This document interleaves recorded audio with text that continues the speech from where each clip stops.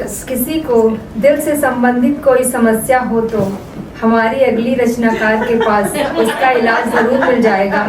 ये एक तरफ जहाँ कार्डियोलॉजिस्ट यानी दिल की डॉक्टर हैं, तो वहीं अपनी कविताओं के माध्यम से भी टूटे दिलों का इलाज करते हैं। जी हाँ, हम बात कर रहे हैं डॉक्टर नीलम वर्मा जी की। नीलम जी, आपकी कविताएं सुनाएं। स्वागत है आपका। विषय में रूबी को इतना पता नहीं था। रूबी ने सिर्फ जो एक छोटा सा उसको लिख करके भेजा, उसने पढ़ दिया। बिरजू महाराज जी से इन्होंने विधिवत कथक की लखनऊ घराने की तालीम हासिल की है और मंच पर अभी भी परफॉर्म करती हैं। इसके अलावा ऑनलाइन तो मेडिकल पूरा करने के बाद इनकी ग्रैंड डॉटर भी जो है उसी रास्ते पर चल रही है। तो इनका पूरा जो फैमिली है वो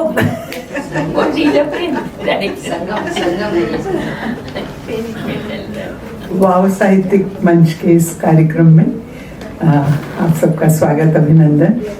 मैं सावन मास का आरंभ हो चुका है और बहुत दिल्ली में जहाँ पर कि अक्सर यही कहा जाता है कि आज मूसलाधार बारिश होगी और बाहर बहुत बड़ा सूरज निकला होता है, लेकिन फिर भी कुछ थोड़ा बहुत हो रहा है। तो एक बार थोड़ा जो मैं कुछ हाइकू से शुरू करती हूँ। इसमें आपको मैं उस समय की याद दिलाती हूँ जो मैंने जयदेव के गीत गोविंद से प्रेरित होकर लिखा है। धीर समीर हरि कहाँ बिराजे राधा अधीर, यमुना तीर हरि बिन सावन बढ़ाए पीर, घन गंभीर हरि बिन उमड़े नैनन नीर।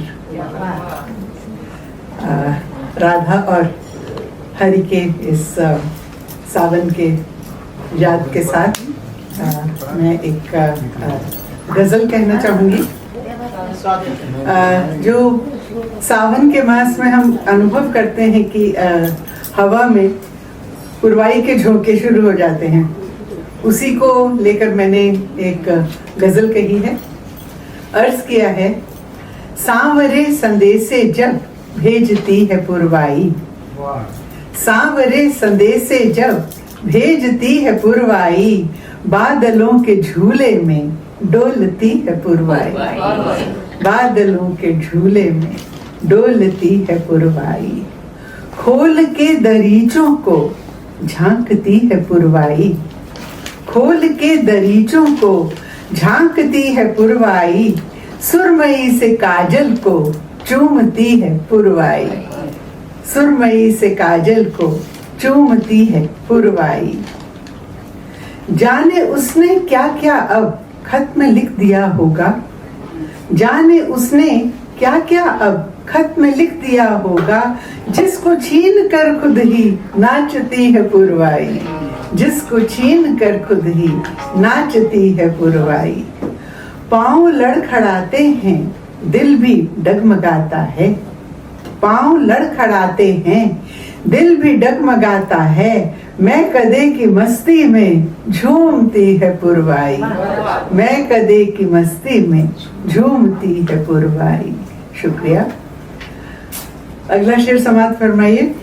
इश्क के समंदर में जब भंवर डराती है, अलका जी, इश्क के समंदर में जब भंवर डराती है, मौज मौज कश्ती को तोलती है पुरवाई, मौज मौज कश्ती को तोलती है पुरवाई। और मक्ते का शेर पेश करती हूँ। आसमां में भी नीलम बस वही नजर आया, आसमां में भी नीलम बस वही नजर आया, मेरी जब उड़ानों से खेलती है पुरवाई। शुक्रिया। मेरी जब उड़ानों से खेलती है पुरवाई, सांवरे संदेशे जब भेजती है पुरवाई, बादलों के झूले में डोलती है पुरवाई। और अक्सर जब हम सावन की मेघों की बात करते हैं तो हमें कालिदास का मेघदूत याद आ ही जाता है। तो उस मेघदूत का कुछ मैंने कॉम्प्लीमेंट्री लिखा है, उसके 3 पार्ट्स हैं, इसलिए उसको मैंने टाइटल दिया है मेघदूत त्रिभंगिमा। अभी अभी मेरी एक ये बुक आई है नई, मेरा काव्य संकलन, जो पिछले 3 साल में मैंने पोएट्री लिखी है, प्रिय कहो कौन सा गीत सुनाओ, उसमें ये भी है।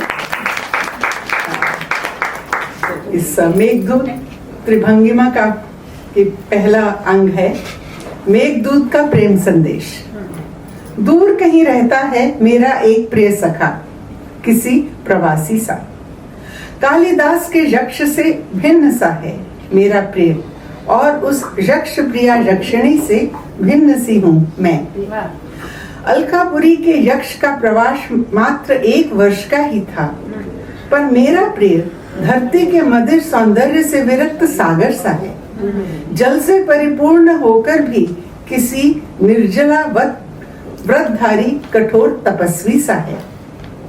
नाना निष्ठुर नहीं है मेरा सखा, सजल भाव भरा कोमल हृदय मेघ मल्हार के मधुर स्वर सा है।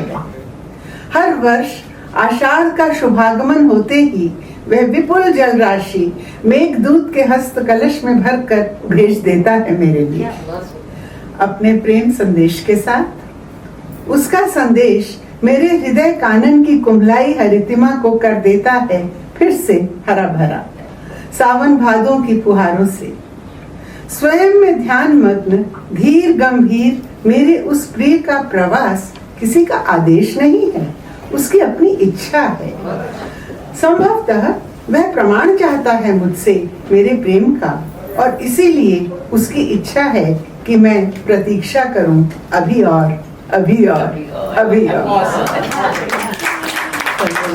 और इसी का दूसरा अंग है लौट आओ मेघदूत। ओ श्याम वर्ण मेघदूत, कालिदास की तरह मैंने भी एक संदेश भेजा था तुम्हारे हाथ सखा के लिए। मुझे विश्वास है तुमने पहुंचा दिया होगा।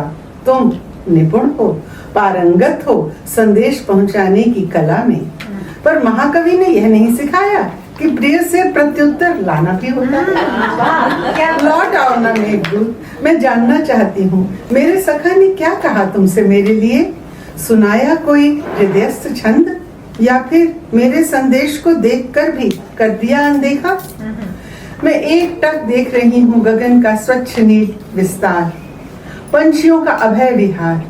न जाने क्यों ईर्ष्या सी हो रही है मुझे। पूरे आकाश में भरी है उनके पंखों की उन्मुक्त उड़ान, और मेरा मन पंछी तुम्हारी मेघवर्ण छवि देखने के लिए अधीर है। तुम कहीं इधर उधर बहक तो नहीं गए? काश तुम्हें महाकवि ने दूत बनाकर भेजते समय सिखाया होता, जब संदेश लेकर जाना शरद की लौटती हवाओं के साथ उत्तर लेकर भी आना, तभी दूत का कर्तव्य पूर्ण होता है। और इसका अंतिम अंश मेरा मेघदूत। आ रहा है मेरा चिर प्रतीक्षित मेघदूत, गूंज रही है उसके मृदंग की थाप।